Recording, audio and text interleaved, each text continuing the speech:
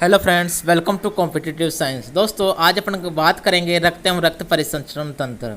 दोस्तों, ये topic SSC, railway और अदर कॉम्पिटिटिव एग्जाम्स के लिए बहुत ही इंपॉर्टेंट रहता है।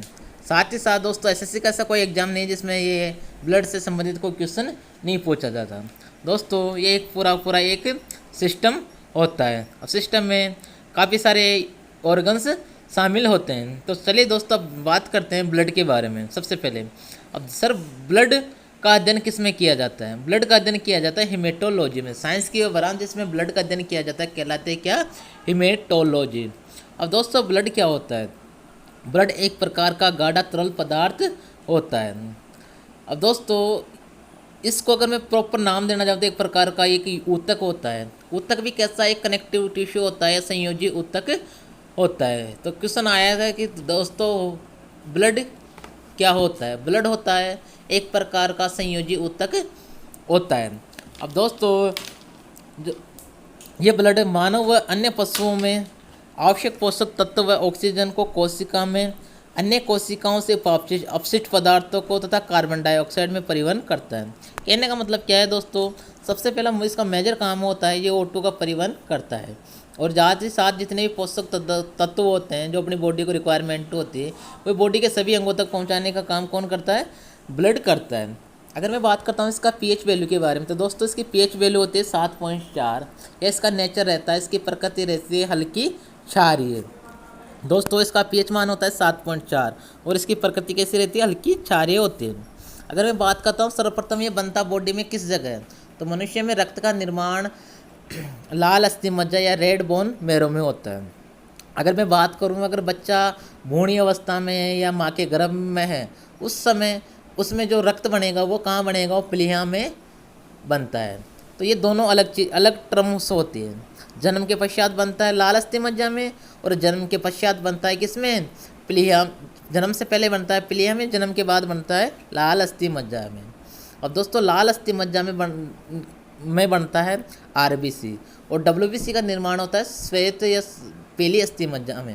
और दोस्तों, अस्थि मज्जा क्या होती है? मनुष्य के खोखले हड्डी के मध्य जो संरचना पाई जाती है उसको अस्थि मज्जा कहा जाता है। अगर बात करता हूँ मैं नॉर्मल ह्यूमन बॉडी में रक्त की मात्रा कितनी होती है, तो मनुष्य में लगभग 5 से 6 लीटर रक्त पाया जाता है और बॉडी का होता है 7 से 8% होता है। बॉडी का अगर वेट का अगर 7 से 8% रहेगा और अगर वे औसतन बात करते हैं 5 से 6 लीटर होता है। अब दोस्तों, रुधिर के 2 भाग होते हैं। एक तो होता है प्लाज्मा, दूसरा होता है रक्त कोशिकाएं या रक्त कणिकाएं। दोस्तों, प्लाज्मा का जो प्रतिशत होता है 55% या 55% होता है और कणिकाओं का होता है 45%। अगर मैं बात करता हूँ इस प्लाज्मा में, तो इस प्लाज्मा में जो मुख्य चीज़ पाई जाती है वो सबसे ज़्यादा पानी पाया जाता है। पानी का जो परसेंट होता है 92% पानी पाया जाता है।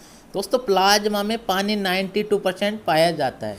जबकि अगर मैं बात करता हूँ बाकी 8% में कार्बनिक पदार्थ पाए जाते हैं। ये कार्बनिक पदार्थ कुछ भी नहीं होते, एक प्रकार के प्रोटीन्स होते हैं।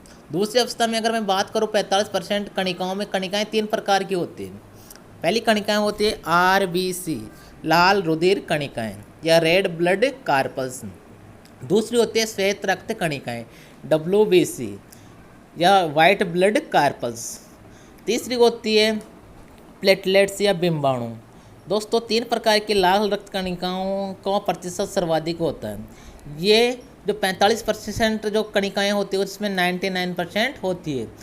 तो जो रक्त इसी वजह से लाल रंग का होता है। तो लाल रक्त कणिकाओं का परसेंट कितना होता है? 99% होता है।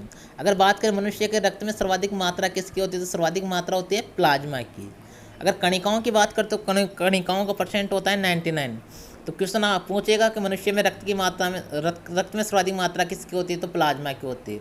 अगर कणिकाओं की बात करते हैं, मनुष्य के रक्त में सर्वाधिक कणिकाएं कौन सी पाई जाती है लाल रुधिर कणिकाएं या रेड ब्लड कार्पल्स।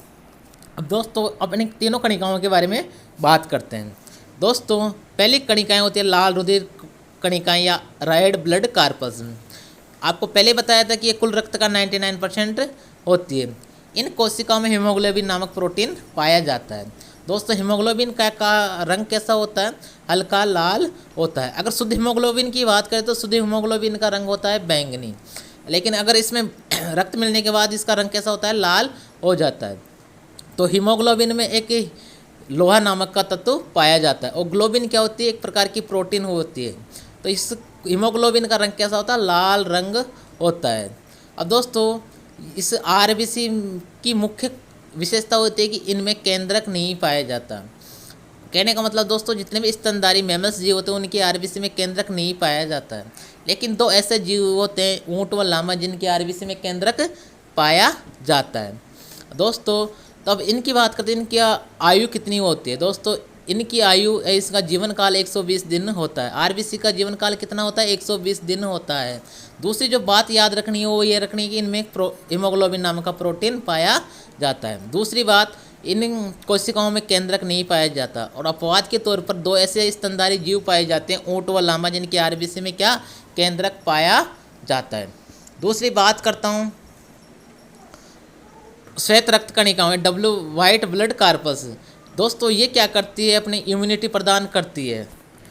डब्ल्यूबीसी का निर्माण पीली अस्थि मज्जा से होता है। दोस्तों अगर मैं बात करता हूँ, इनको जो वैज्ञानिक नाम है ल्यूकोसाइट भी कहा जाता है। दोस्तों श्वेत रक्त कणिकाओं को ल्यूकोसाइट कहा जाता है, और आरबीसी को इरिथ्रोसाइट कहा जाता है।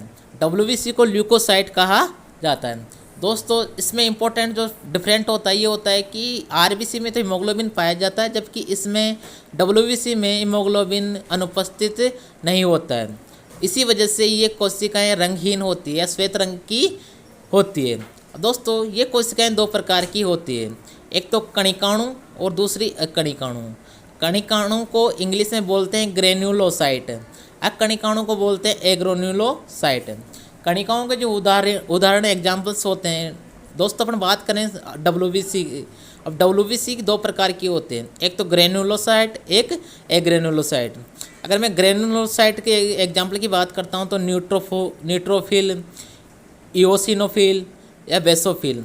दोस्तों रक्त में न्यूट्रोफिल की संख्या की दृष्टि से सबसे अधिक पाई जाने वाली श्वेत रक्त कणिकाएँ होती हैं।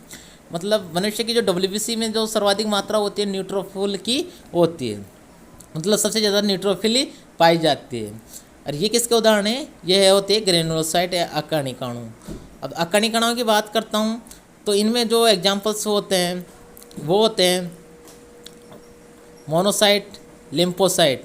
अब दोस्तों लिम्फोसाइट और मोनोसाइट, लिम्फोसाइट भी तीन प्रकार की होती है। लिम्फोसाइट तीन प्रकार की होती है, एक तो बी लिम्फोसाइट, टी लिम्फोसाइट तथा जो नेचुरल किलर सेल्स, जो प्राकृतिक मारक कोशिकाएं। दोस्तों सबसे जो प्रतिरक्षा का काम करती है अपनी जो लिम्फोसाइट, टी लिम्फोसाइट नाम की कोशिकाएं करती है।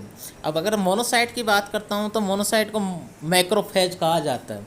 मैक्रोफेज कोशिका मोनोसाइट को कहा जाता है। मोनोसाइट का जो मुख्य काम क्या होता है, परिपक्व या माँभक्षक कोशिकाओं होती है। मतलब मोनोसाइट माँभक्षक या न्यूट्रोफिल मानव की प्रमुख भक्षण कोशिकाएं होती हैं। मतलब कोई भी बाहर का जो पार्टिकल बॉडी में आएगा तो उनको सबसे पहले जो मारने का काम करती है वो कौन सी कोशिकाएं करती है, मोनोसाइट और न्यूट्रोफिल।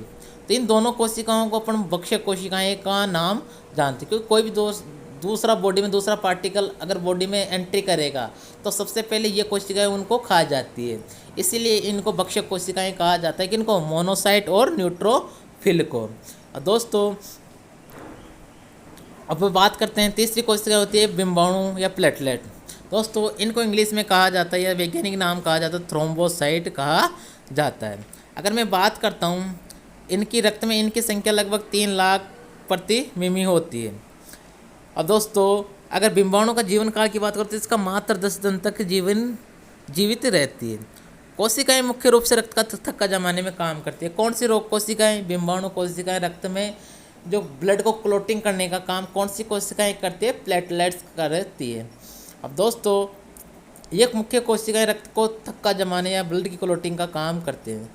सबसे इम्पोर्टेंट बात जो याद रखनी है यही रखनी है कि बिंबाणुओं में केंद्रक नहीं पाया जाता।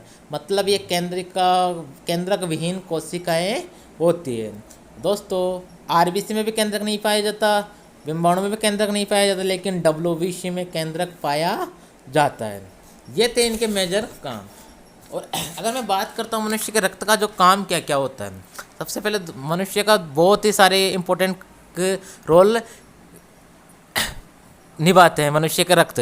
अब बात करते हैं अपन जो जितने भी ऑर्गेनिज्म हैं, जीव हैं, उनमें क्या रक्त एक प्रकार का ऊतक होता है और ये कई प्रकार के फंक्शन करता है। तो इसके मेजर फंक्शन होते हैं, वो एक तो होता है O2 को CO2 को लेना छोड़ना या ऊतकों के मध्य विनिमय करना, मतलब जितनी जितनी भी कोशिकाओं को ऑक्सीजन पहुंचाना, कार्बन डाइऑक्साइड बाहर करना, ये काम किसका होता है? रक्त का काम होता है। दूसरा काम होता है पोषक तत्वों का शरीर के विभिन्न स्थानों तक परिवहन करना। तीसरा होता है मनुष्य की बॉडी में जो pH या पावर ऑफ हाइड्रोजन को कंट्रोल करना। तीसरा होता है मनुष्य के ताप पर नियंत्रण करना, बॉडी टेम्परेचर को का भी रोल निभाता है कौन? मनुष्य का ब्लड।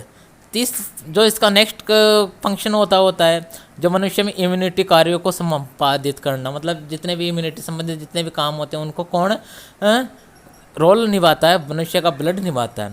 नेक्स्ट काम होता है इसका हार्मोन आदि की आवश्यकता के अनुरूप परिवहन करना। जितने भी हार्मोन्स होंगे वो किस टाइम पे कैसे रिएक्ट करेंगे, उन सब का काम कंट्रोल कौन करता है? मनुष्य का ब्लड करता है। और नेक्स्ट काम होता है उत्सर्जक पदार्थों को या जितने भी वेस्ट मटेरियल होते हैं उनको शरीर से बाहर निकालने का काम कौन करता है? मनुष्य का ब्लड करता है। तो दोस्तों अब इनसे संबंधित जो क्वेश्चन बनेंगे वो अपन नेक्स्ट वीडियो में डिस्कशन करेंगे और आगे का नेक्स्ट पार्ट ब्लड से जल्दी आएगा। ये था पहला पार्ट। तो थैंक यू फ्रेंड्स।